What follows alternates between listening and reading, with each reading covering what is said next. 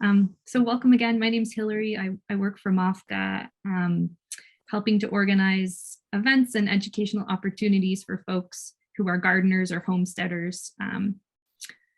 And I'm really excited tonight to be here with Daisy Beal and Seth Yentes from Daisy Chain Farm and North Branch Farm. I'm going to introduce them in a few minutes and just give a couple of plugs for some upcoming events. But before I do that, I just wanted to acknowledge that MOFGA is based on Indigenous land, on stolen land in Unity, Maine. And as an organization and as staff members personally, I would say that we're in the early stages of a process of reckoning with that and trying to come to terms with what that means for our work, which is all about land, essentially. Many of the organic principles and practices that we promote and speak about all the time are based in thousands of years of Indigenous knowledge. This is a long-term process, a learning process, and a process of figuring out how to grow as an organization and personally. There are quite a few organizations that we've been learning from lately. Actually, Daisy, if you wouldn't mind going to the next slide, a few of them are listed on that slide, and I'll share out some links to their websites in the follow-up email after this recording if you're interested in learning more about their work. And if you'd like to learn more about whose land you're on, I know that we probably have folks coming in from out of state and from lots of different regions. You can visit that website, nativeland.ca, and it's a really great way to learn. Daisy, if you could go to the next slide. Just gonna very quickly plug a couple upcoming events I'm sure lots of folks know about and perhaps are planning to attend the Common Ground Fair on the 23rd, 24th, and 25th. That's in Unity. There's just a huge number of opportunities for learning about gardening and so much more. So that's a lot of fun, and I hope that we'll see you there. If you're interested in growing trees and nut trees specifically, we also have another in-person workshop in Unity that's hands-on. We'll be planting a couple trees, processing some nuts, and learning a lot about the types of nut trees that grow well in Maine and good ones for you to plant. That's taught by Jesse Stevens. And then we have our annual Great Maine Apple Day that's on the 16th, also in Unity. So sorry for folks who are not local to Unity, but that's a super fun day if you're into apples and orcharding and making cider and learning about all the kinds of fruit that you can grow in Maine. So I think that's all that I wanted to mention about upcoming events. Just wanted to welcome Daisy and Seth again. Daisy runs Daisy Chain Farm, which is in Belfast. They grow certified organic fruit, raspberries and blueberries, or sorry, raspberries and strawberries, apples, pumpkins. I'm sure she'll tell you more about her multi-generational family farm in Belfast. And Seth is going to speak about high bush blueberries. They have a blueberry U-pick in Monroe and also have a lot of apples and raise beef cattle and many other things that perhaps Seth will also mention. Speaking of Great Maine Apple Day, you may have encountered Seth giving a talk at an event like that at MOFGA in the past. So I think that's about it for me. Daisy, do you want to start things off? Sure. Okay. Thanks for coming out, folks. I'm a big fan of growing strawberries and raspberries at home. Before I was a farmer, I was a gardener, and raspberries were the first fruit that I got to grow by myself. And I'm a true believer that it's worth the time and the effort. Let's see. So yeah, and here's why. Growing berries at home means you get fresh berries. The ones at the store, sometimes you get half moldy berries, and it's a real bummer. It means you get delicious, fully ripe fruit, and you're not going to have synthetic sprays that you have no control over.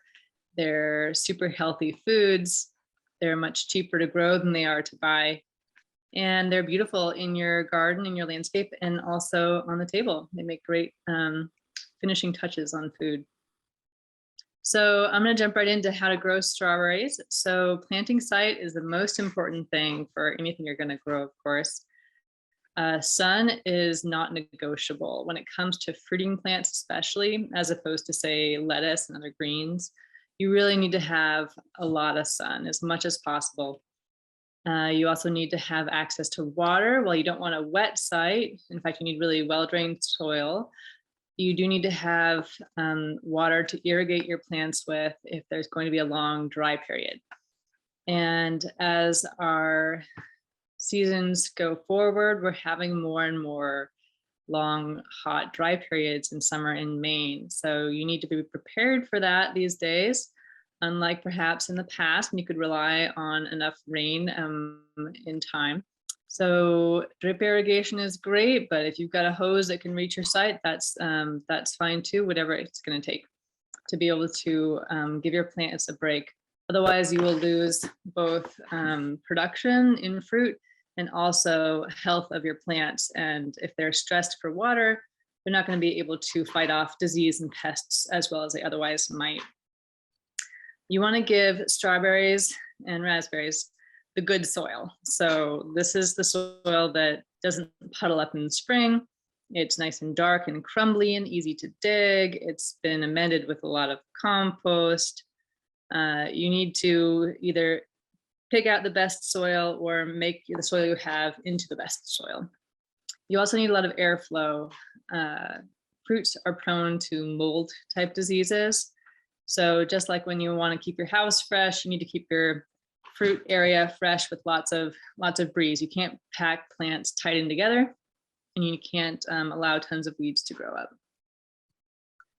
Okay, so soil preparation. This is a picture, by the way, of my compost pile there in the back. That's my favorite way to amend soil, and it's most of what I do for soil preparation. That said, it's always a great idea to test your soil first, especially if you're gardening in an area that is in a neighborhood or near an old house. You're going to want to test your soil for lead before you start growing your food in it. If you do find lead, you're going to want to grow in raised beds and bring in all the soil that you grow in. You also want to test your soil for pH and amend it. Most of our soils in Maine tend to be too acid, so you'll probably be amending with agricultural lime to get things up to a pH around 6.2. And then the next step is to address any nutritional issues. That'll usually start with minerals. So if your soil test says you need to add certain minerals, you're going to want to get some rock powders and mix those in with your soil. But you can't just sort of guess or throw down some ashes from your stove. You need to figure out how much is appropriate, or you can poison your plants with too much of something. You can even mess up their growth if you put way too much seaweed on something, actually, because it has hormones in it. So try to test. Next thing you need to do to prepare a site is to get rid of any grass sod. So if you've had an old field site or a lawn, you need to kill that grass for ideally 2 years. So that's 2 full summers where you're killing and killing and killing the grass again and again. It loves to come back. So either you're going to tarp it, so put down some kind of like plastic tarp that's impermeable to light, or you're going to repeatedly till the soil. So every time the grass comes back, you cut it up until there's no energy left in it, and it's gone. Then you're going to add compost as much as you have, as much as you can afford. You also, for strawberries, don't want to plant any solanaceous crops for 4 years because they share a disease called verticillium rot in the roots. So that's tomatoes and potatoes and eggplant. So none of that for as long as you can. Okay, next step when you're planting strawberries is variety selection. So lots of different varieties have been tested by university programs in general.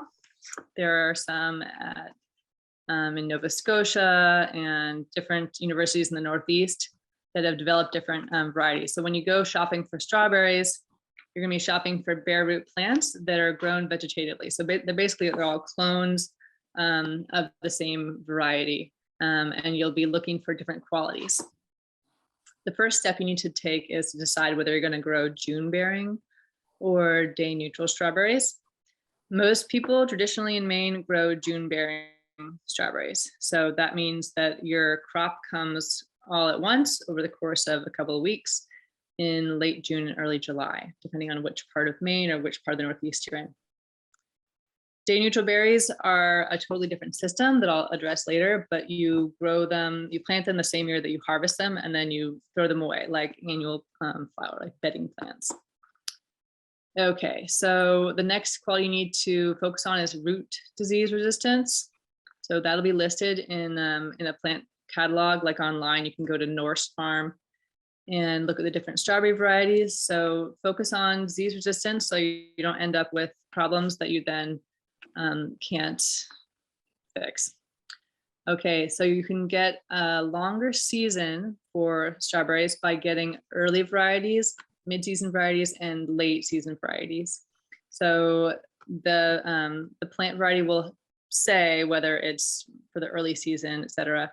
And I like to get some of each so that you can have strawberries for as long as possible. Even if you get early, mid, and late varieties, you still may only have 3+ weeks of strawberry harvest. So it's not a very long time. If you can, order in bulk. So if you can go in with other folks and get a large order of bare root strawberries, that's the best way to go because they're very cheap if you're getting 1,000 of them at a time. So if you can get folks to get together and split, that's a great idea. Okay, so some of my favorite varieties I've grown in the last few years are listed here. You really don't need to take notes though, because I can share with you all my notes. Both the slides are going to be saved and also more detailed notes you can get. So don't worry about writing it all down, but those are a bunch of varieties that are good here in Belfast, Maine on the coast where we live. Okay, so matted row system for June bearing strawberries. Again, this is a traditional variety, and I found this very traditional photo on the internet that shows how deep to plant bare root strawberries. This is what they look like when you first get them, only usually the ones you get in the mail don't have big green leaves like this. They're just sort of brown and nubby and don't look particularly lively, but they are in fact alive. They've just been dormant over the winter. So as soon in May as the soil can be worked, when it's not muddy and sticky anymore, you can dig a nice deep hole and put your bare root strawberries in there. In the ground, they should be just like they are in this picture, with the roots going straight down. You don't, whatever you do, you don't want to have your roots bending into a J shape at the bottom. If you really must, you can trim the bottom end of the roots. You can take up to like 1/4 of the roots off if you have to get them to be straight in the hole. Okay, so the soil goes halfway up the crown like you see in the photo. If you come by about a week later and you find after say a rain has come through that there are roots exposed at the top of your strawberry plant, you need to add more soil. You can't really re-dig the plant, but you can add more soil around the crown to make sure that it's not exposed like that. Okay, so the plants go 18 inches between the plants in the row and about 50 inches between the rows. So there's plenty of space to walk and access the plants and plenty of airflow. The plants will fill in over the first establishment season and form a solid mat or in the row of plants that's about 24 inches wide. All right, this is kind of how that looks. When you first plant them, they're going to be just one plant in the middle of the row, but after a year of growing, each plant will have sent out a bunch of daughters and they'll fill in the row like you see in the picture.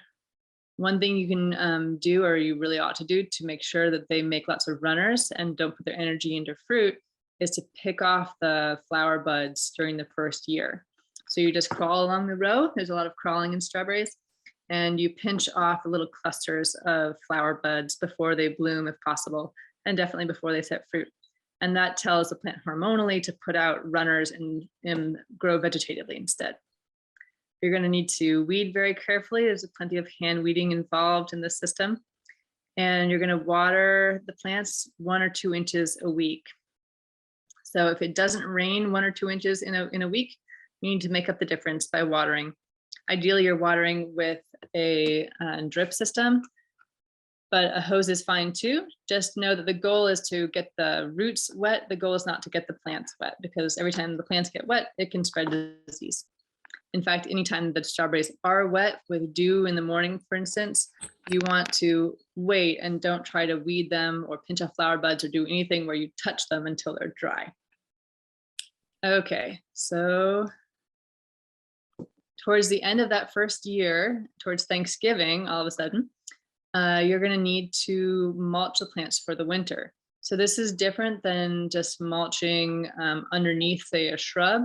This is mulching where you cover the entire plant. You're going to cover it with about 6 inches of some fluffy organic material. It can be straw, it can be pine needles, wood shavings, even fluffy leaves. Conventional advice is not to use fall leaves for this. However, I've tried it, it's worked as long as we have plenty of it. The problem with leaves is that they mat down and they have therefore less insulation value when they're matted. But if you have some fluffy ones, and if that's what you can get, or if you can get half pine needles, half leaves, that works. You just need to rake it off in the spring when it's time for the plants to grow again. Straw is getting really expensive lately, but whatever you do, don't compromise and use hay, because hay mats more. And perhaps more importantly, hay is even more full of weed seeds. And you really don't want to dump a bunch of weed seeds into your strawberries, because strawberries are already hard enough to weed. You don't need to make it harder for yourself. Okay, so in the spring, so this is maybe the beginning of April, I think I finished this process on April 7th this year. You need to rake the straw back off the strawberries. Now they need light, so you've got to get the straw off the strawberry plants and into the aisles. Now this does make a really nice straw mulched aisle for you to walk in and to kneel in when you're dealing with the strawberries and harvesting and everything. This is my favorite tool to take the straw off the strawberries. It's a very old hay rake and a really light tool.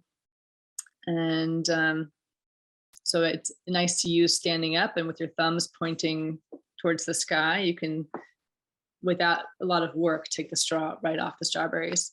You actually don't want to take every last bit of straw off, but in fact, leave a thin layer of straw there so that the plants can come up through it. That will further separate the fruit from the soil, because the soil is where mold spores are hanging out, and anytime the fruit touches the dirt, you can get more disease that way. Once you've taken the straw off the strawberries in the spring, you need to watch out for frost. So every single morning you should be opening up your phone, if that's how you do it, or listening to the radio and listening for the frost prediction.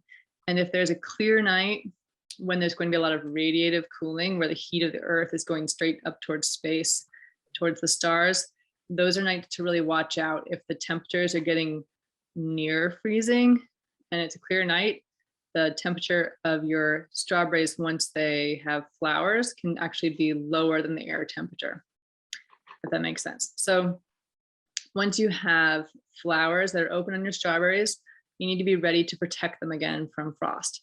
So that means either raking the straw back onto the strawberries, which is easy to do if you have a small patch, or throwing a blanket on them, like an old wool blanket, or taking a row cover, that white floating row cover stuff, and putting that over the whole field in the afternoon, so it can collect a little extra heat and slow down that cooling process. If you do get frost damaging a strawberry flower, the center of the flower will go from yellow to black, and there will not be a strawberry there. And you can lose your whole crop that way. Okay, but here's a happy, healthy flower. So during bloom time, that is when the magic is happening. It's when pollination is happening and the fruits are beginning. It's also actually when the mold on a moldy strawberry begins. So even though things look so like innocent and untouched, that's when gray mold spores are actually landing on the flower and infecting it. So if you find that you're having trouble with berries getting moldy and losing strawberries so that you're unable to actually harvest them, so mold in the field, not just like in the fridge, then you might consider the next year using some Monterey disease garden spray, which is like an organic biological that can fight off gray mold infection or botrytis. Okay, so this is what the matted row system looks like. You can see that the plants have filled in the rows, and this is what they look like at harvest time. So the aisles are all filled in straw. These plants were planted the spring before, so you're a bit more than a year into your process when you're harvesting your first harvest. The ones you want to pick are the ones that are red down to the tip, and they're pretty easy to harvest as long as you can handle being on your knees. Okay, so once you're done with your harvest period, a few weeks later, you have to decide, are you going to till in and rotate and just take the one harvest and now plant strawberries again the next year, or are you going to try to maintain that patch for a second year or even longer? It is possible for strawberries to be harvested off the same ground for a number of years. But what happens is every year you get a more and more buildup of diseases and insect pests.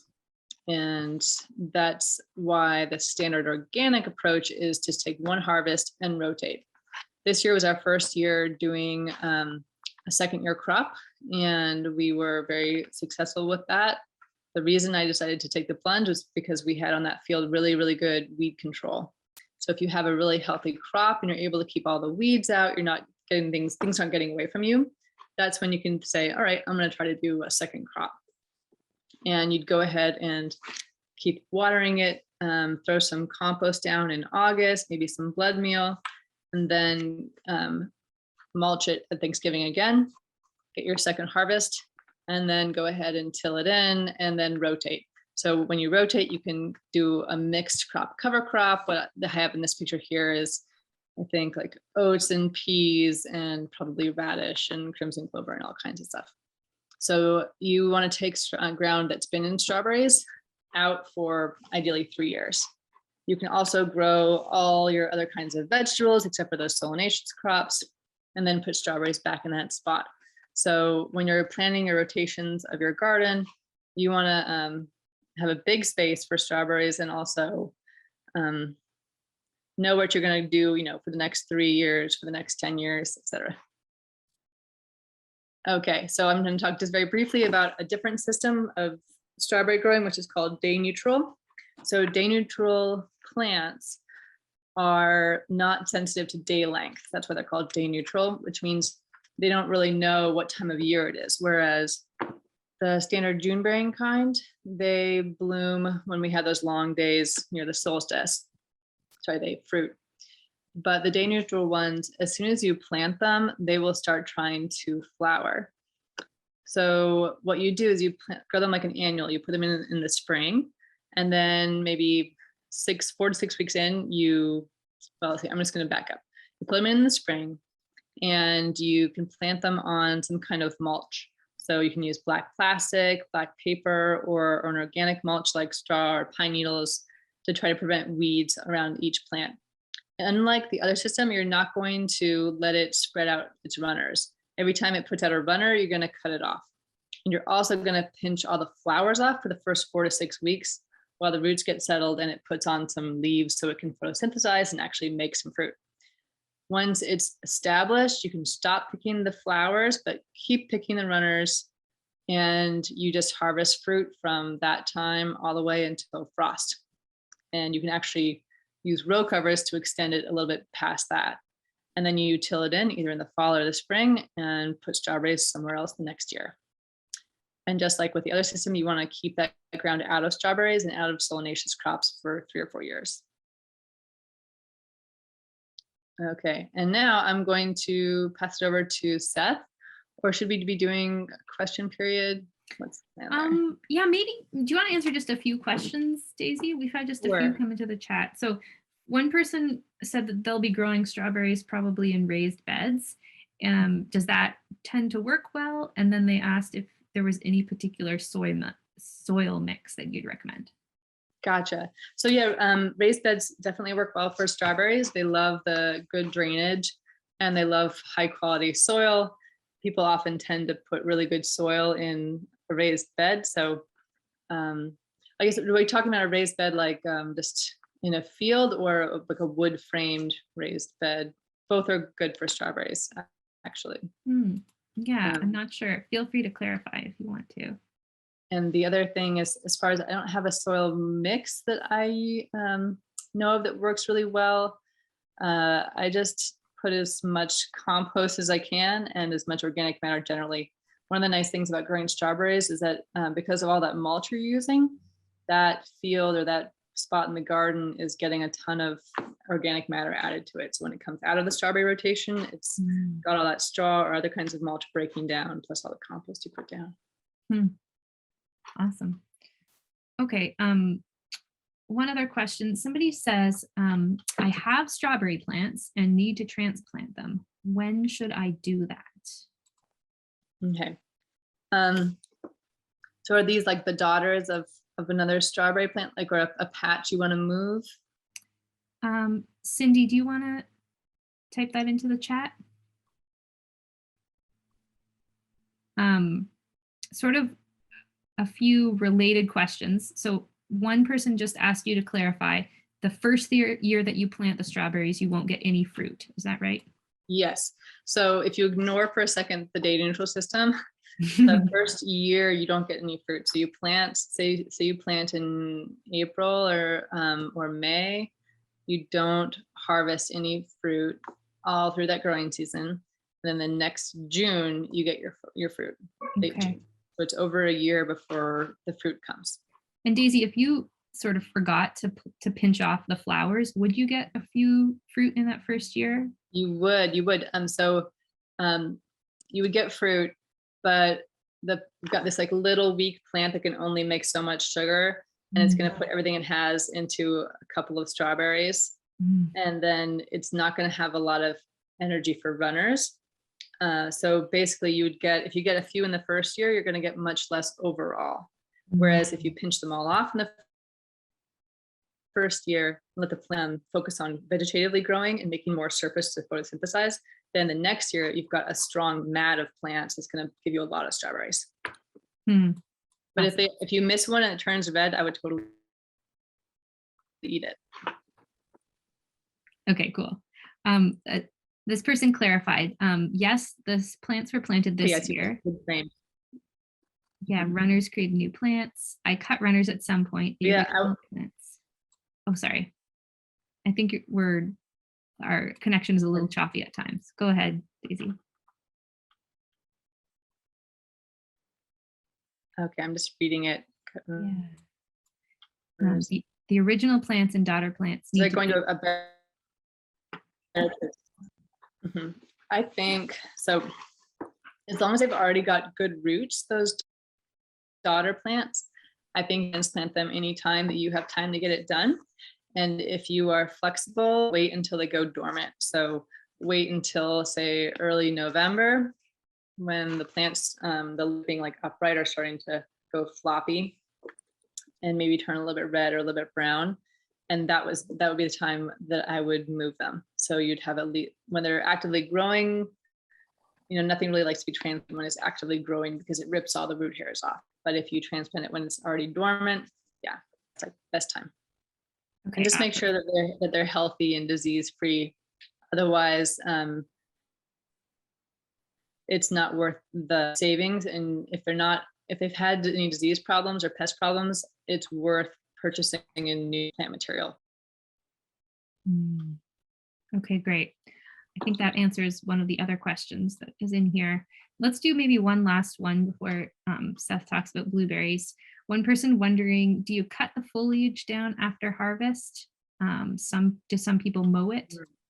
Right, good question. I didn't address that. So conventional growers do a process called renovation. When I say conventional, I mean IPM, or people who are using more chemicals. Standard organic approach is not to do that, because what happens, what folks do is they have their harvest, and then as soon as possible, they take basically imagine like a lawnmower and mow the plants almost to the ground, actually be killing some of the strawberry plants in order to thin the planting out of it. And when you do that, you expose the soil, weed seeds in the soil, to the sun. And that means you're giving your weeds a huge handout. And your strawberries are suddenly like exposed. So when folks do that, they tend to need to also do a lot of herbiciding with a chemical herbicide, and also add a whole lot of nitrogen to allow the plants to have enough energy to remake a whole new canopy of foliage. So that is the standard approach. And with that system and a whole lot of herbicides, pesticides, and fungicides, people are able to keep a planting going for maybe 5 years. That said, if you're going for an organic approach, this thing is just don't even touch that. You will find that the strawberries want to fill in the aisles. They want to like make more runners after your harvest. And you can, if you're being very diligent, you can weed yours and pull those all out and chuck them on the compost pile. Or then you can handle, like I do, just mulch those aisles again in the fall with the straw and sort of bury those strawberries. Plants end up in the aisles, and do it that way. Or dump a bunch of wood chips in the aisles on top of the strawberries that are in the aisles, get rid of them. Or if you have a modified, a very strong modified rototiller, you can till in the aisles. But again, anytime you're stirring things up and getting soil up to the surface, you're also bringing weed seeds up to the surface, and you're likely to see a big flush of weeds that you don't have to handle. Thanks, Daisy. I'm just going to say you've been a little bit choppy, your audio, so I'm wondering if maybe you want to try turning off your video. Sometimes that can help. But I know we're passing things over to Seth anyway. Okay.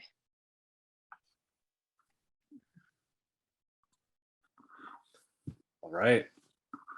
I did see one question about raspberries, and I think we're going to get to that. And I'm going to take about a half an hour to talk about blueberries, and then Daisy's going to talk about raspberry growing as well. So that's coming. So I'm Seth, part of North Branch Farm in Monroe. We grow nursery stock and have an organic orchard, grow organic hay, and sell grass-fed beef. And we also have blueberries. So we have about an acre of high bush blueberries, and we manage them. They're certified organic. We have about 800 plants in the ground, and we started these plants from little 2-inch plugs about 13 years ago. And we grew them in a nursery setting, so they were close together for 2 years until they were about 18 inches tall and had a little bit of a root ball, and dug those up and transplanted them into our field. Okay, next slide. Let's see. Am I in control of this? Oh. So well, there's a picture. Oh, sorry. I think sometimes there's a delay when you click next. Okay.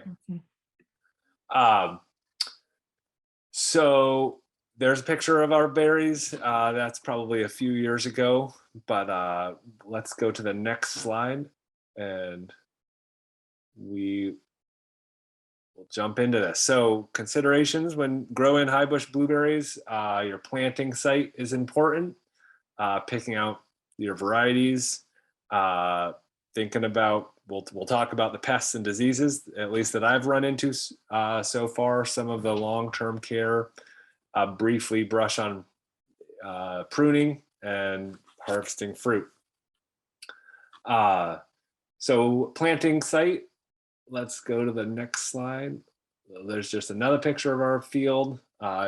One thing to notice here is a deer fence around it on the outside, and that's important, at least in our location, just to keep the deer away from the blueberries. Let's go to the next slide. Our soil type where we grow our berries is very well drained and almost to a fault, but it does mean the plants don't get waterlogged. But blueberry plants have very shallow root systems, so they don't have the kind of robust ability to access water or nutrients that a larger fruit tree might.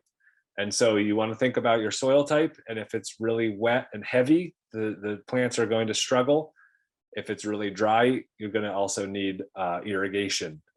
So when we started getting ready for our blueberries, we plowed up hayfield and cover crop that for one season with peas, oats, and vetch, and then plowed that in the following spring and got the soil ready for planting. And we did a soil test to check for our pH.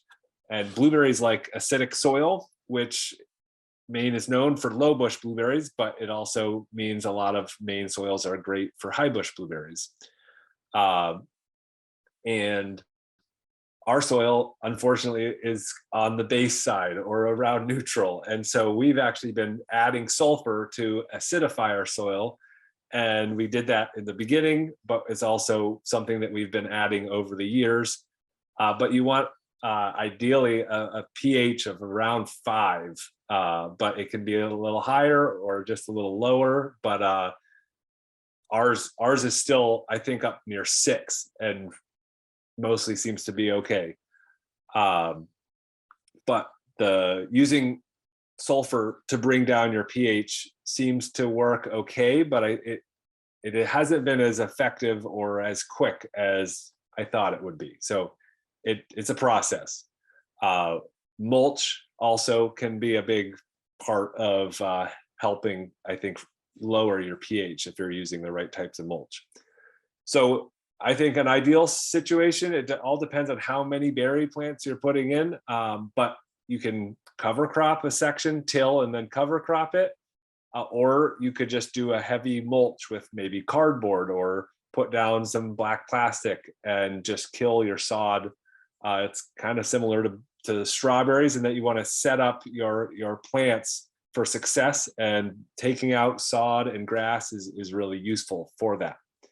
One of the challenges with blueberries is they're going to stay in the same place for decades, hopefully, and therefore you're going to always kind of be contending with grass and other annuals and occasionally perennials and occasionally annuals that will encroach on your plants. But getting a good start when they're young and trying to be on top of the mulch and the kind of the field prep before you plant is really useful. So deer are the most prominent issue that we've had with blueberries, but we have had some issues with rodents eating the young bark off of the plants in the wintertime. So that's another thing to think about. And really, I think the two things that are useful are using wood chips for mulch, because it's so far rodents at our place don't seem to be inclined to live or tunnel as much in those as in hay or straw. And keeping it mowed around the plants is a really beneficial way of keeping the rodents at bay. Let's go to the next slide. So varieties that we're growing here at North Branch Farm, we have Duke. Well, you can see the list there.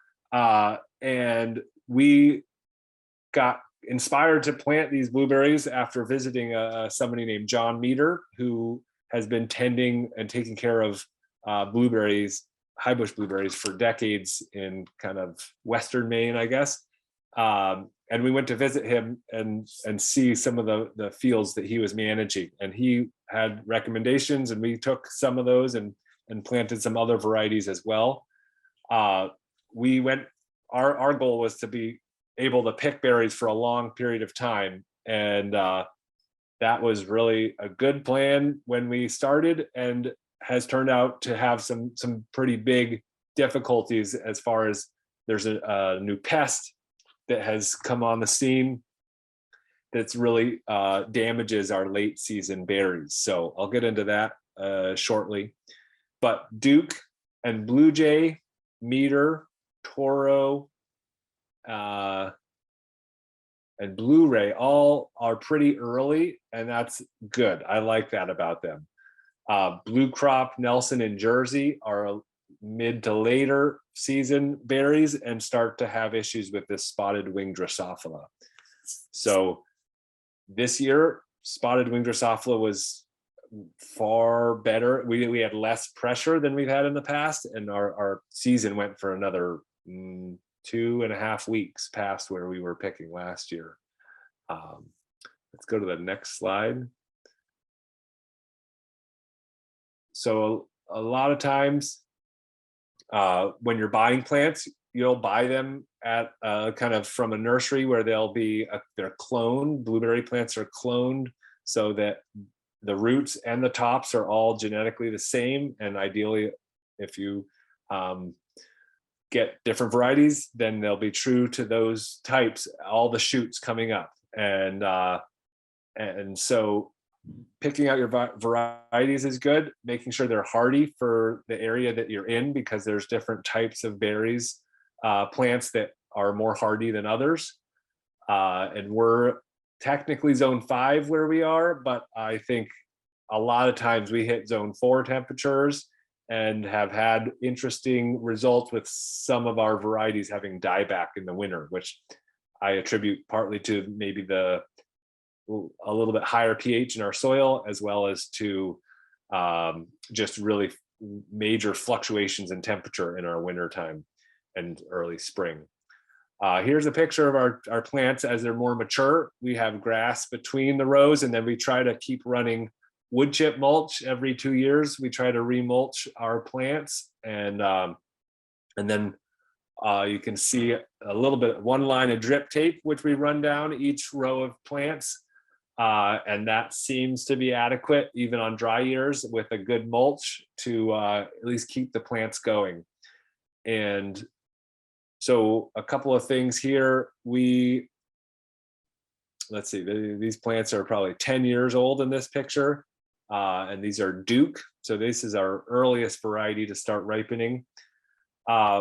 When we started out, we planted white clover between our rows, and that white clover was great for pollinators. It helped fix nitrogen. It was a good cover, and then it slowly got taken over, outcompeted by grasses. And so now we have grasses, and in some cases quackgrass, which is very aggressive, and it's become definitely challenging to keep it out of the berry plants, but our plants seem big enough to handle a little bit of that pressure, and the mulching every couple of years seems to keep the grasses at least, or the plants seem to be doing okay, and the grasses are at bay. But we mow between the rows, and then we weed whack along the rows and do hand weeding in the rows every year to try to keep the grasses and weeds at bay.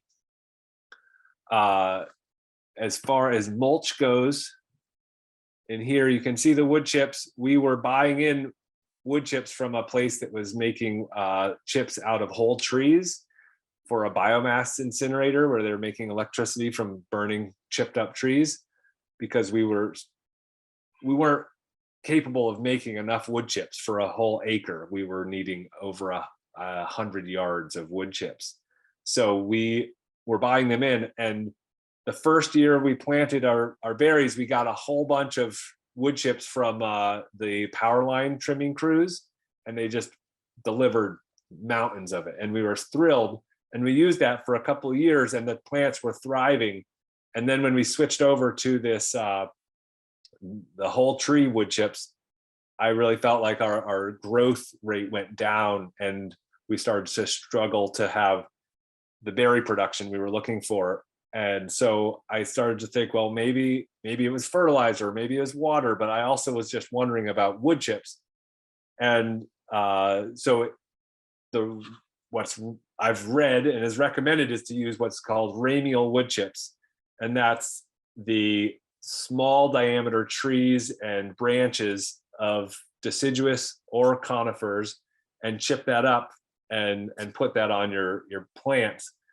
and it does lots of things. It helps keep away your different weeds and grasses. It also helps build a very fungal environment in your soil, and it also helps retain moisture and build organic matter.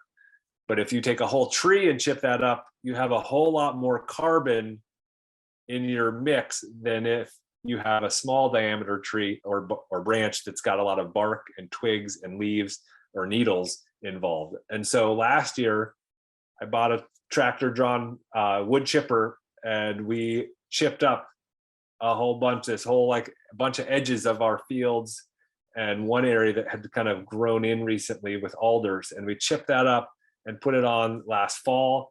And this year we've seen a huge increase in growth and in berry size. And I attribute that both to our kind of the management of water and fertilizer, but also I think the wood chips really have helped the plants start to grow better. Let's go to the next slide. So pests and diseases to think about. The number one biggest thing we're dealing with is this spotted wing Drosophila. And it's a fruit fly that has just been in the United States for I think about 10 years and has become the biggest challenge to raising fruit in America, or raising berries. It loves berries, and it loves raspberries, blackberries, and blueberries. I don't know, maybe it even goes after strawberries, the later ones. But basically, it can't overwinter in Maine at this point that I know of. But it moves up the coast and gets blown in through storms, and then it has, once it gets here and there's lots of ripening fruit, it lays its eggs in the berries as they're ripening, and then that egg hatches out into a larva, and it starts to weevil around in your fruit and just turns it to mush. And I think it has a reproductive cycle, or it can have a new generation every 5 days.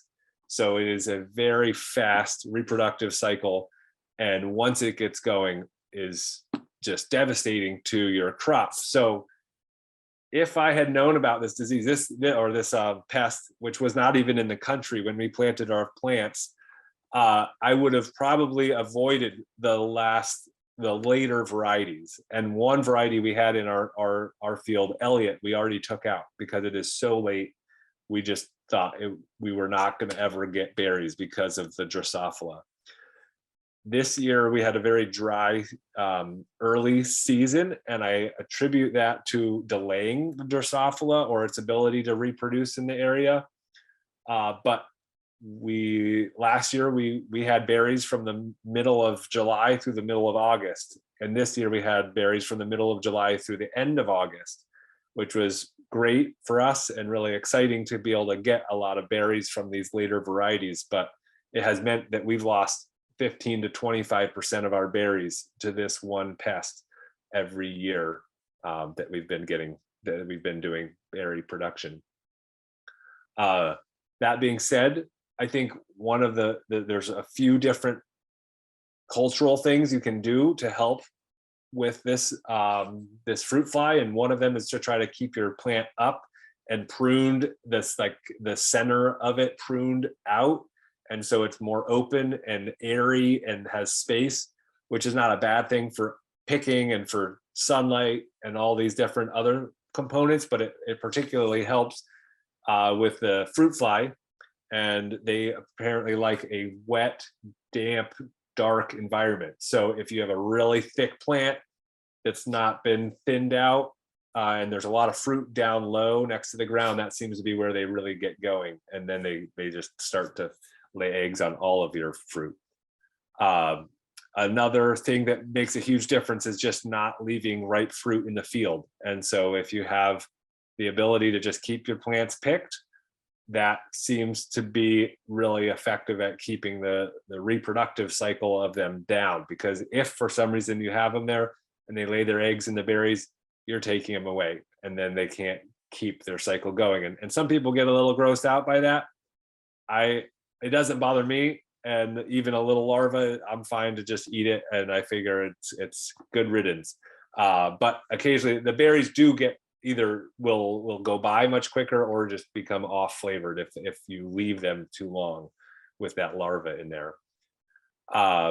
So, and then there are some organic sprays you can use for it, but I have not found them very effective, in large part because they kill the adult fruit fly, but they will not kill the larva or eggs inside the fruit. So if you already have a population going, you might kill some bugs, but they're just going to hatch out and start over again. And apparently they also have done a lot of research into trapping them in different locations, and they seem to hang out in pine groves and in woods and edges of fields. So we could spray our field and then they just fly in from somewhere else. So this year I did not spray at all and still we had an extended season. So that's great. We've had issues with birds, but it hasn't been really bad. And if you're doing it on a small scale, having your plants close to home, I think is a really good idea. Occasionally you might need to net them if you're not around a lot. I make regular trips out to the field and bring a gun with me if I need to. But generally our field is 600 feet away from our house. So it's not something I can just see easily, but the birds this year were there, but not doing a huge amount of damage. So it seemed like a happy relationship, or I was okay with it. And what was I going to say there? I would say that, well, if we didn't have wild turkeys in the field, if you get wild turkeys, they can really clean out the blueberry plants quickly when they get a taste for it. But this last season was not a huge problem. Japanese beetles this year have been really bad at our place, and I don't even know how to control them well, but they do some damage to the plants and some damage to the berries, but it's not extensive, and we just lived with it. Tent caterpillars, I go through and try to clean those out. They seem to just come and go, but it's not a really big problem for us.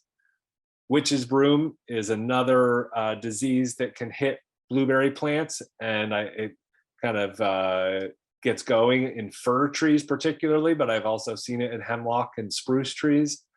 It's like these big nests of growth that look like a witch's broom, and then that can get going on your blueberries plants. And so that is something that I just prune out if I see it. I have plants that it's gotten down into the crown of the plant and kind of shoots up, and I just rip it out. And so far the plants are able to send up good looking shoots as well, and I just try to keep favoring those so that they will produce fruit. But the witch's broom, those branches never seem to produce fruit, and they always are kind of stunted, and occasionally can get so bad that you might need to get rid of the plant. And then mummyberry is something that can get going in plants, but we don't have it in our field, thankfully, knock on wood. But I've heard of places that do get it going, and it can be a big problem. But mostly it's just keep your berries cleaned up. If you see it, I think if you just pick them and remove them, you can really reduce the inoculation of that problem and make I think control it effectively just through that. So on a small scale, I don't think it's going to become a problem. Okay, let's go to the next slide. So blueberry plants can live a really long time if properly cared for. We have some. I grew up here in Monroe, and my stepdad started planting blueberry plants 35 years ago, 40 years ago, and they're still going strong. So I put it in here 30 plus years. It all depends on how they're cared for. But I think with proper protection from deer, good irrigation and mulching, and some hand weeding, proper pruning and fertilizing, you can really have it's a really long-term return. And I think it's really great. Oh, I forgot to mention early on, it's kind of similar to strawberries. If you're planting young plants, they're going to start flowering before you really want to let them fruit. And so after you plant your blueberry plants, I recommend taking off your flowers, or just after they set fruit, you pick those off for the first 3 years. And then in year 4, you can start harvesting your fruit. Guess I've gone over kind of what we do for weed control and mulch, mowing, fertilizer. We have used granite meal that we got from a local source, and which can help with potassium. And some people just think that it helps blueberries grow well. I'm not sure how much it's really done, but we also use a organic chicken manure pellet it is produced by a company called Crayer, and it's a 543, and it's Omri, and we spread that on our around each plant, and as they've gotten bigger, we've put more on, and we find that's just got a good balance of nutrients and is relatively inexpensive.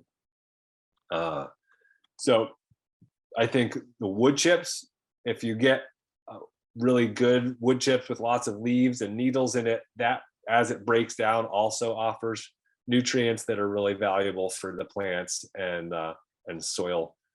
And so that is a great kind of feedback loop there. And next slide. So we like to prune our plants every year, and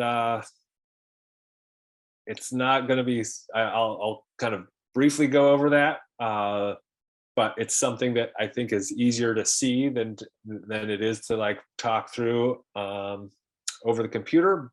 But we try to prune them. In our case, we wait until they just start to break dormancy, because we've had issues of winter injury, and I want to see, okay, how are these plants doing?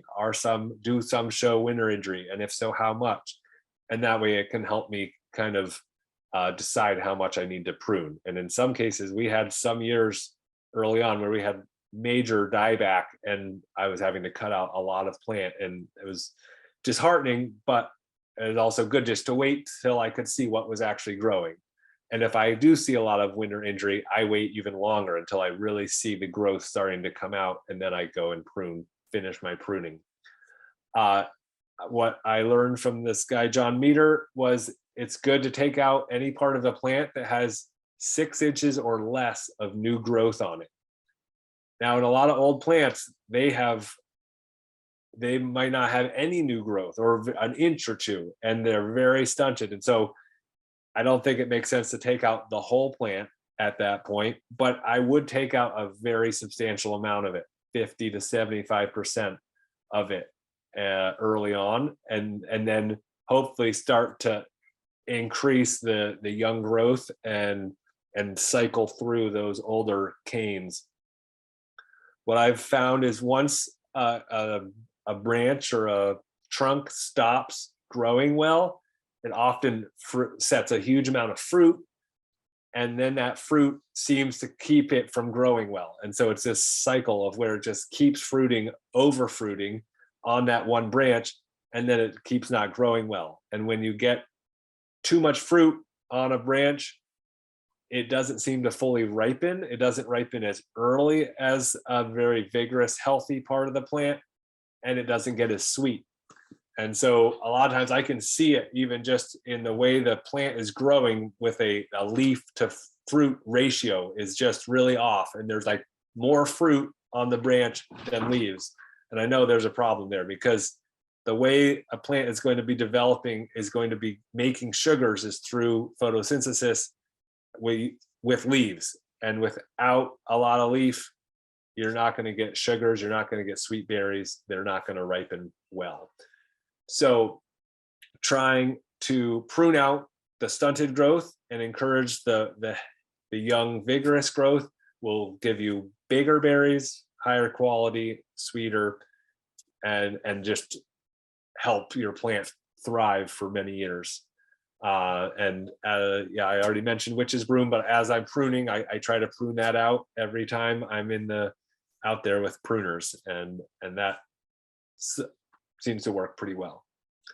Next slide. There's just a picture of some berries. Next slide.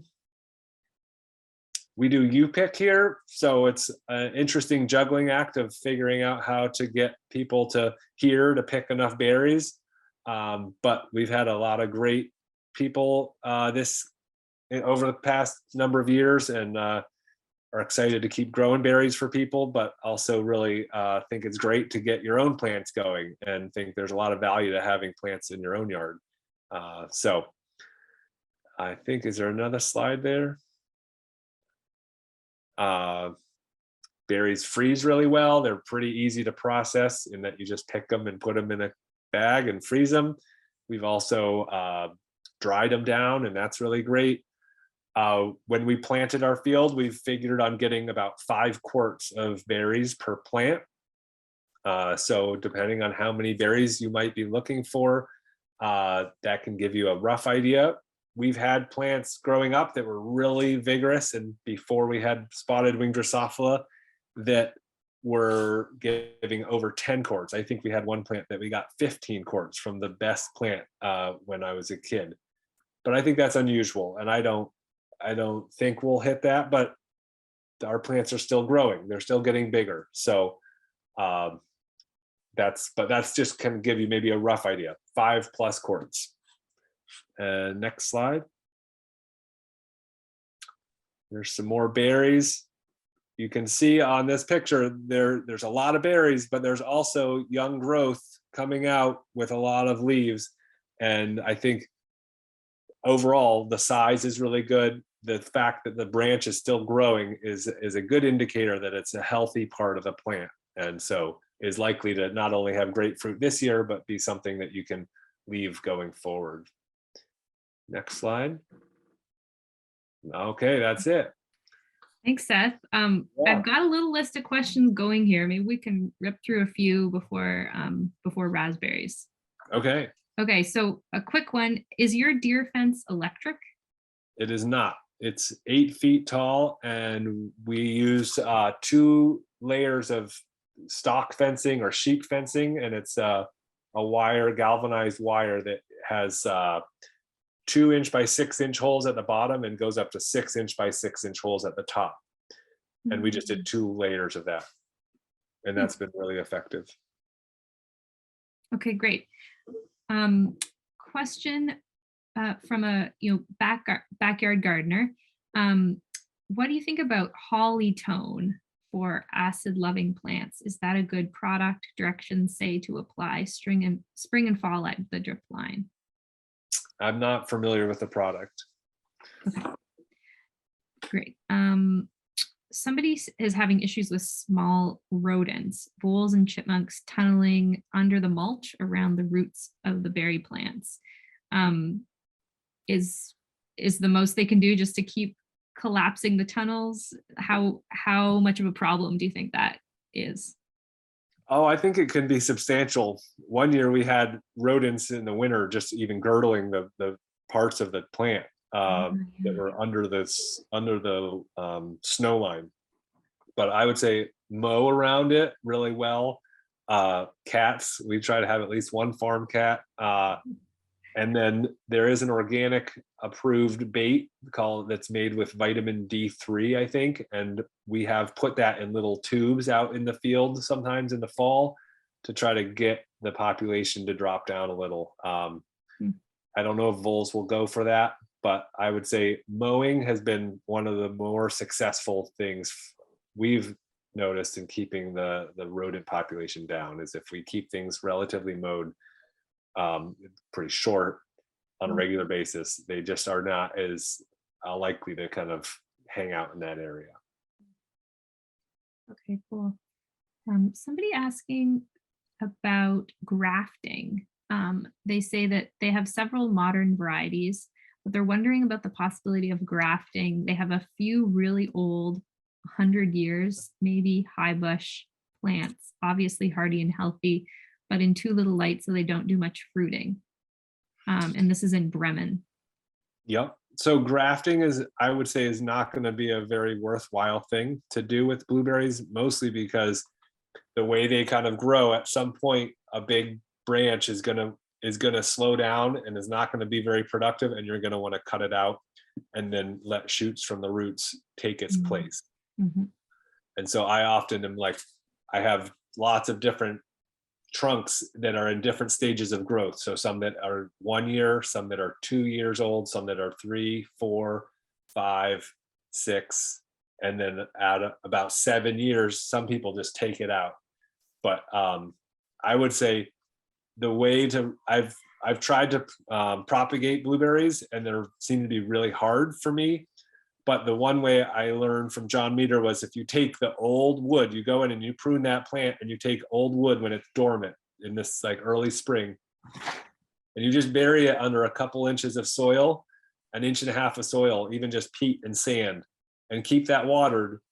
And it takes a very long time, but occasionally they will send up a little bud will start to grow into a little shoot and just be a couple inches tall by the end of the year.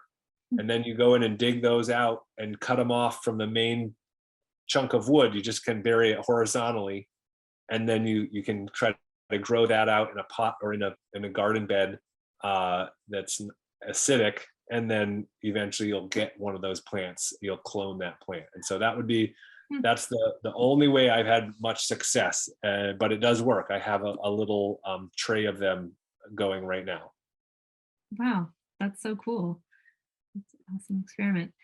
Um, a couple of questions came up about wood chips. One person just asking, they've heard that you should just lay them on top because the chips steal the nitrogen in the soil, wondering if that's true. And another person asking about black walnut and whether that's a big issue, if that's mixed into your wood chip. Well, there's hardly any black walnut in this part of Maine, but I would avoid putting a huge amount of that in. But I guess what I've heard about black walnut is it's mostly their roots that are putting off some kind of hormone to interrupt or to minimize growth around their tree. And I haven't heard a lot about the tops being an issue, but I just don't know enough to make a recommendation with that. But I do think that mixing wood chips into the soil is a bad idea, and just top dressing them. And if I had ultimate time, I would probably try to put cardboard under them just to really help keep the grasses at bay, because that can really help with a really nice barrier. But beyond that, just putting them on the top seems to work really well. And then there's kind of always this gradation of decomposition between the soil line up to the fresh chips on top. Great. And maybe I'll stop after the next maybe 2 questions. The first one is about spotted winged Drosophila. Can it go through remay and or insect netting if you can fit that over your blueberry plants? I don't think it can go through remay or row cover. And it depends on the type of insect netting that you're using. They are small, but they're bigger than the normal house fruit fly. And some people are netting whole plantings or plants or fields of blueberries or berries. And I just haven't wanted to go there, because it seems like you really have to ensure that it's super tight. And if like a bird flies through it, or my kid shoots an arrow through it, or who knows what, like, or if we have a UPIT customer that just doesn't close it, it could just be a real hassle to keep it. But I think on a small scale, that could be really great and very effective. Oh, cool. Okay, and last question that I'll ask for now. Somebody just wondering about witch's broom and mummyberry. Is that like a fungal or a bacterial thing, or something else? I have to look at that. And I think witch's broom, well, I think mummyberry is a fungus. But I have to look into both of those a little more. I'm very cautious about witch's broom, in that I try to sterilize my pruners if I'm cutting it out, just because I don't know if I'm going to spread it between the plants. But I'm sure if I just did a little more research, I could confirm one way or another. I also try to cut it down in surrounding areas, but I've heard that Highmore Farm, I think, in Monmouth has blueberries that are maybe a mile away from the nearest fir trees, and they are getting witch's broom in it. So that was a little discouraging in that sense, in that like might not matter if you're around it or not, it can still get in. But I think just keeping it pruned out when you do get it, and generally the plants can still live even with some if it gets into the crown for a long time. Okay, thanks, Seth. There are some more questions, but I think we should pass things back to Daisy, and maybe we'll have time for these at the end. Okay, sounds good.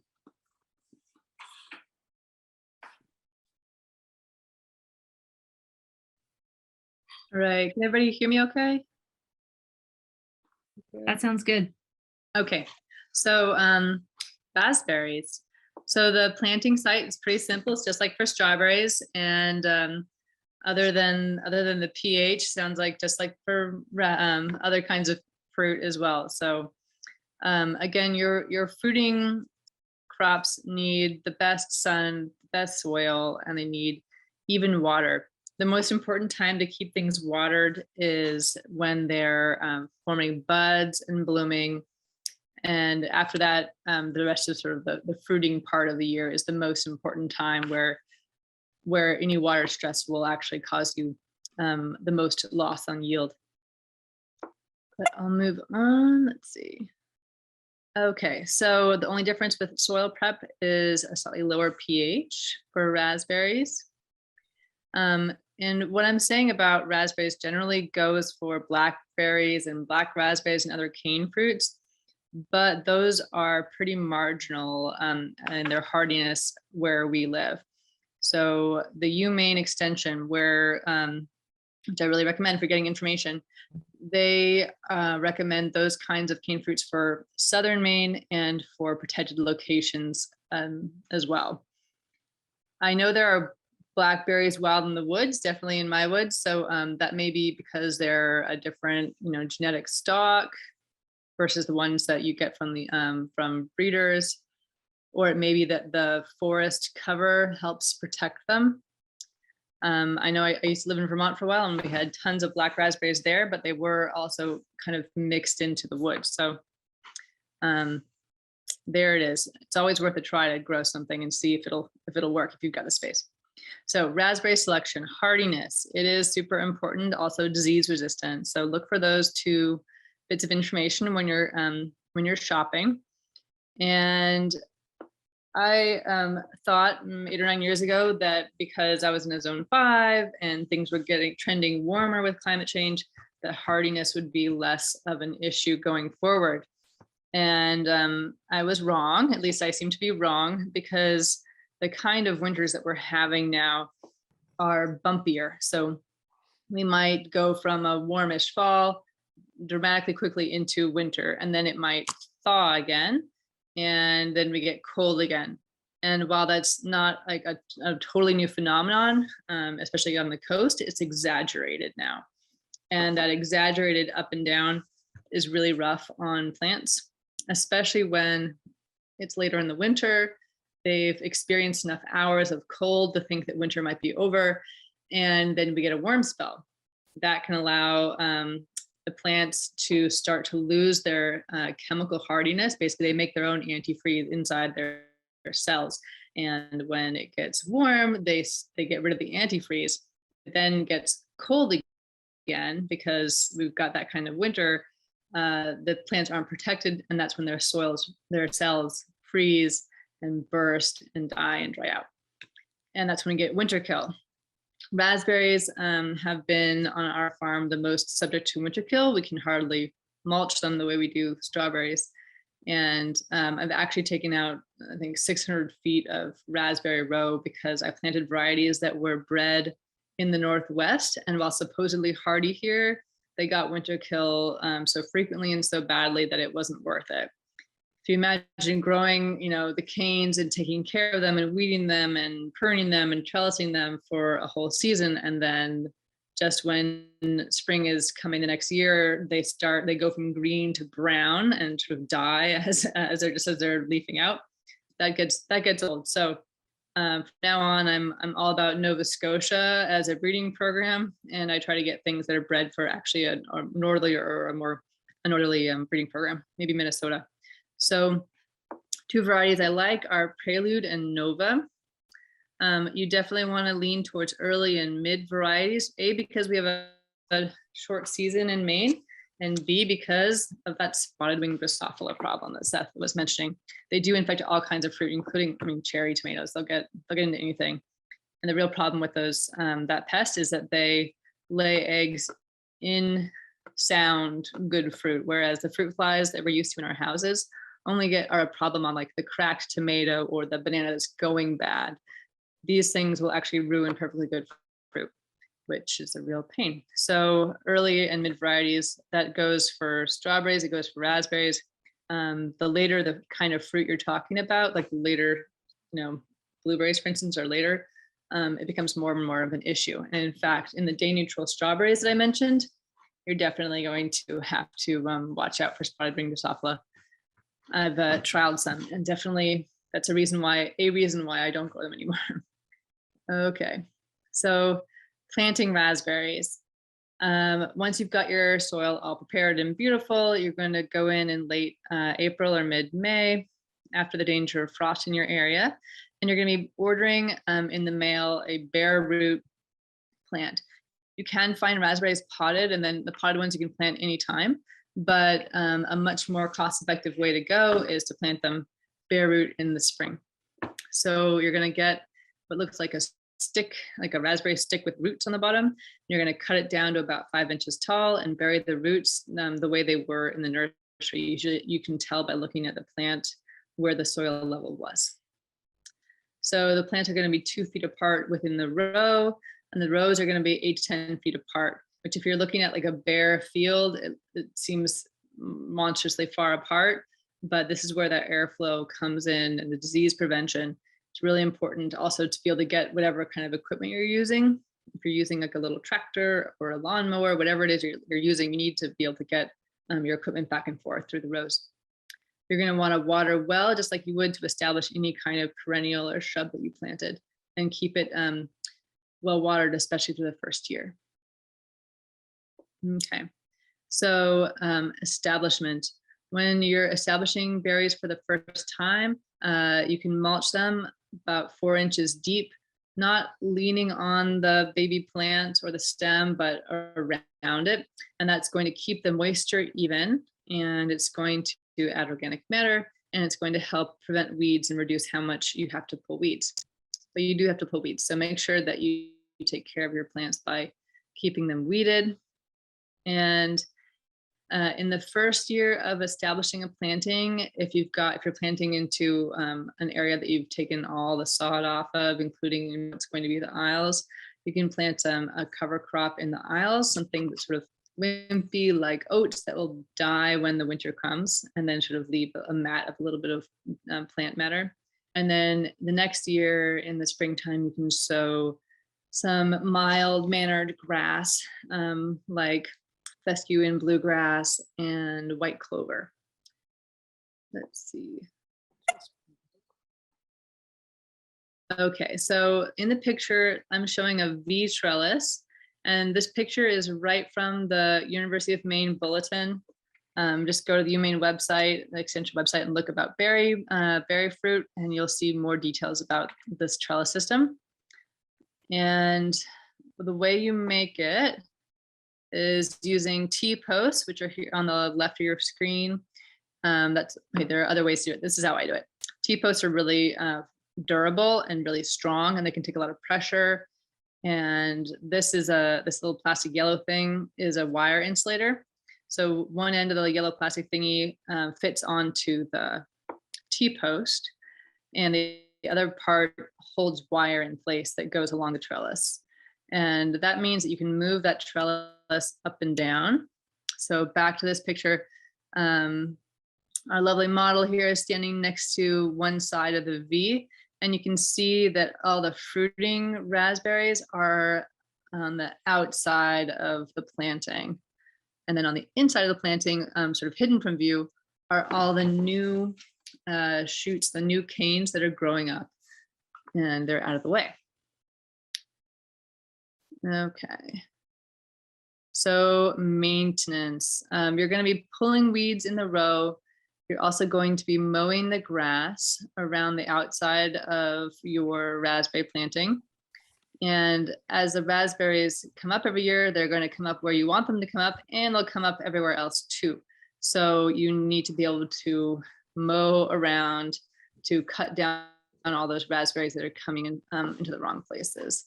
And you want to keep your row just 12 inches wide at the bottom. You're going to keep watering every year as long as you have the planting. It could last 10 and 20 years. And it's nice to have drip irrigation. Just one row of tape down the middle of the plants should work fine. And if you're using a hose, you want to water the soil, not the plants. So don't spray water all over your fruit plants because that can give you leaf diseases. It can encourage rot in the berries as well. In the spring, you can fertilize. I like to use just compost, and you'll use a soil test to guide your amendments like you would with other plants. Okay, so now just like there was this day neutral thing with strawberries, there's this other kind of raspberries. You can either ignore this part, or maybe this is going to be the kind of raspberries you want to grow. So primocane raspberries are raspberries that fruit on the first year canes. They're also sometimes called fall bearing raspberries, and they're fruiting right now in Maine. So I do grow a couple of varieties of these. They come up in the spring. So basically I mow them down every year after they fruit. They come up in the spring. All the canes that come up are going to form flowers and fruit in the fall. And then I cut them down, all of them down to the ground again in the wintertime. I have two varieties. One is called Anne and one's called Caroline. And Anne is yellow, which are lovely for fresh fruit. They make kind of a brown product if you're cooking them at all. So if you're going to cook them, I recommend mixing them with the red ones to give them a nicer color. Another way you can manage primocane raspberries is to let them fruit the first fall, and then let them overwinter without cutting them down at all. And then that next summer, you'll get a second crop lower down on the plant. And then you would cut them all down. So that would be another way to go. And then you wouldn't get another crop until the following fall. So again, all this information, you can find it on UMaine Extension and also on the Norse Farm website, which is where all the growers I know source their, get their plant material, get their bare root plants. They have a good info section. Okay, so actually I'm gonna go back one. So about fall bearing raspberries, again with the spotted wing Drosophila problem, these are the worst thing we grow for spotted wing Drosophila. We don't bother to sell them, and we definitely don't bother to do U-pick. What we do is put them in the fridge, eat them, and put them in the freezer, because there's going to be a lot of infection of, so a number of the fruits will have larvae in there. And so we can't set them on a shelf at room temperature, or the whole box will turn into mush. Okay, so about freezing raspberries, after you've gone all to the trouble of growing them, there are sort of more and less intense ways to freeze them. The sort of high performance, high achieving way to freeze them is to put a single layer of fruit. This works for strawberries as well, once you take the top of the strawberry off, the green part.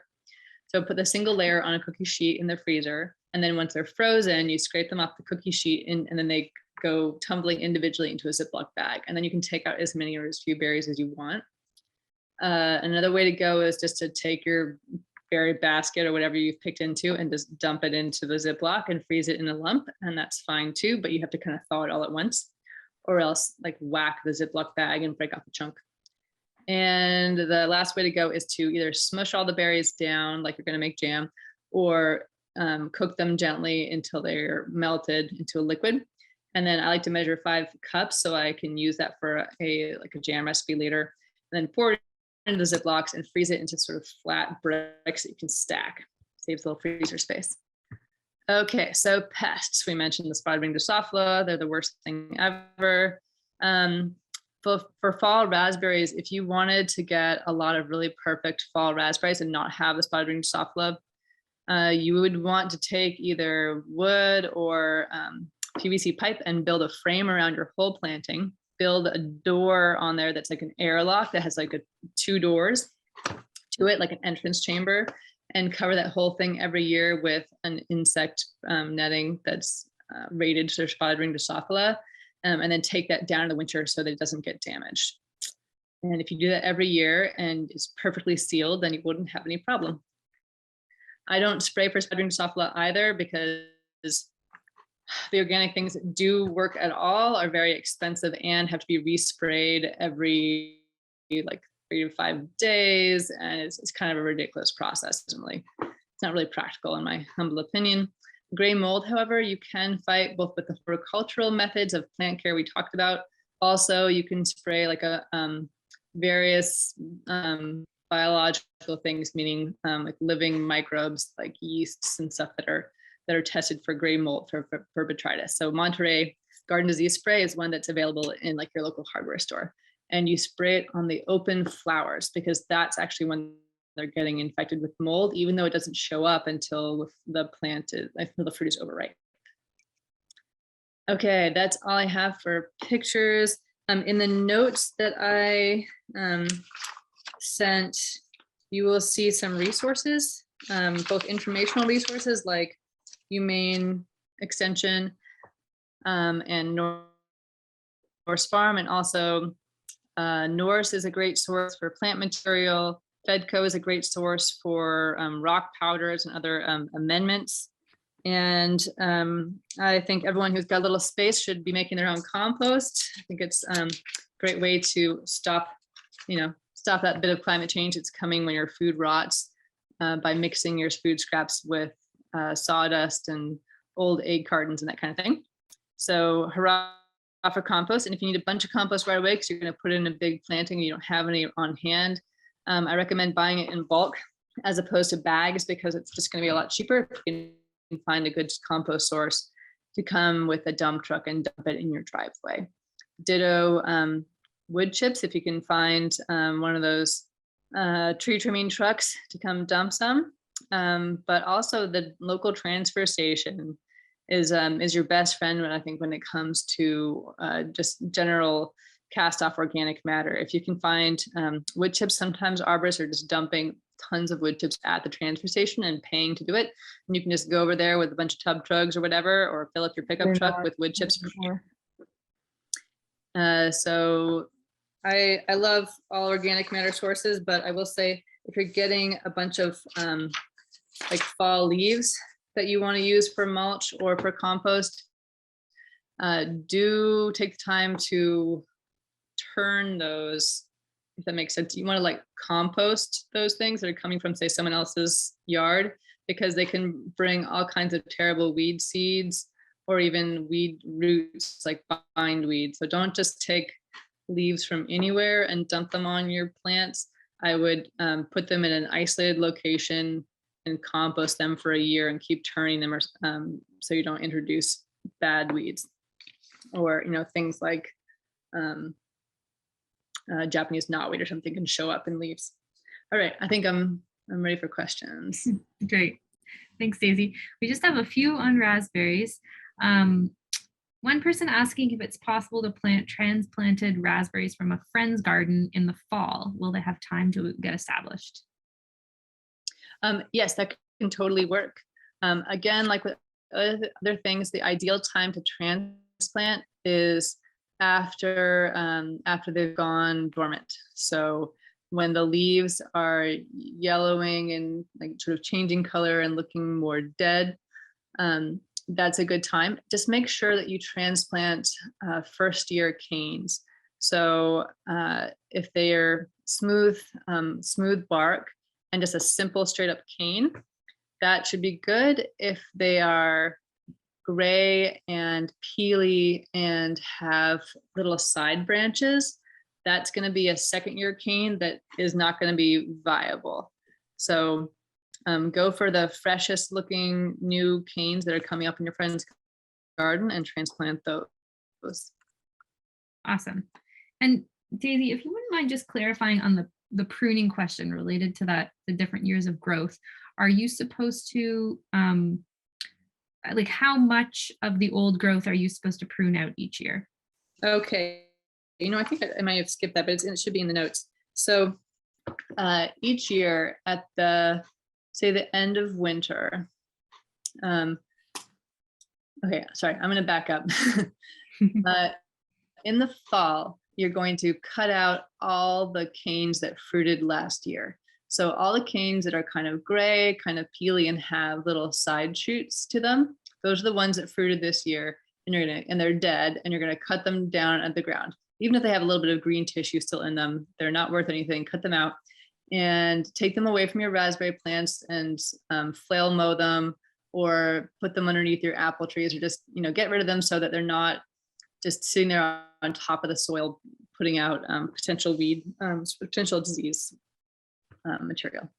So you've cut out all last year's canes. That's step one. Step two is to cut out everything that's in your raspberry row that's wider than like 18 inches. So any raspberries that have come up that are outside the row, cut those down all the way to the ground.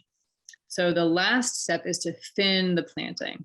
So you really can only have about 5 canes per linear foot of row. So you're going to go down the row, and you might even make yourself a jig, like take a piece of wood, like a little row marker or something, and that's a foot long, and look, lay it next to your plants and say, okay, which 5 that are within this foot, biggest and healthiest and tallest looking, and keep only those and cut the rest out. It may look really drastic because raspberries are pretty vigorous. They put out a lot of new growth. But if you don't thin it enough, you're going to give yourself disease problems. You're not going to get more fruit. You're just going to get more green growth. So be disciplined and thin all the way. Awesome. Super helpful. Somebody asking if there's any way to encourage wild raspberries to fruit more. They have a lot around, but they don't really produce much fruit. Right. So it's hard to know what the genetic potential is of the wild raspberries that you have, like how good can they get, but I'm sure they can get better than they are with no care at all. So you could prune them for starters, thin them. Basically, like if you had a big patch and you just wanted to see what some care could do, you could mow some rows into it, or depending on what kind of equipment you have, scythe it or whatever, just cut rows out so that there are, make there be 18-inch wide rows with 6 feet of nothing, and then in the next row of raspberry. Give them a ton of airspace, and then thin them just like we talked about, and then put a bunch of compost next to them, not on their stems because that can rot them, but right next to them, side dress them with a ton of compost. And then maybe you could lay down some cardboard in between the rows and dump a ton of wood chips on top of that to hold the cardboard down and make a nice mulch. And then see what you get. And if they're great, awesome. And if they're not so great, then rip them out and plant a bred variety somewhere else. Awesome. Sounds like worth a try. I know we're just over. I think maybe I'll just throw 2 more questions at you, if that's all right, Daisy. Mm-hmm. Okay. One person saying that their raspberries look stressed from the drought here in southern Maine, and I can definitely relate. Is there anything that they can do now to help them recover at this point? Sure. Yeah. I'm sure they got stressed. It's been hard. It's been hard to water everything that needs it this year. Really hard.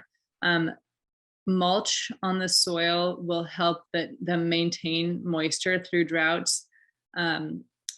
So, and keep it even for next year. So do get a bunch of mulch next to your plants. But right now, I just would monitor the soil moisture. So like dig a little hole,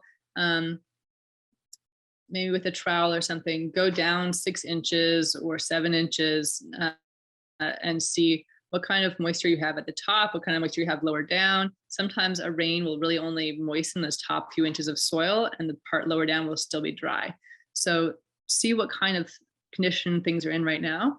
And if it needs more water, water it now. Keep that water even going forward until I'd say through October. At that point, it's okay for it to let things dry out a little bit, though usually it's rainy on October and they don't dry out. But at that point, the tree needs to like go into dormancy and you don't want to add extra water. Okay, great. That's definitely later than I would have expected. That's great to know.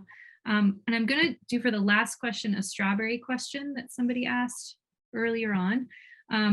When restarting a bed after 2 years in one location, do you move the mothers or the daughters to the new location in the fall after they're dormant?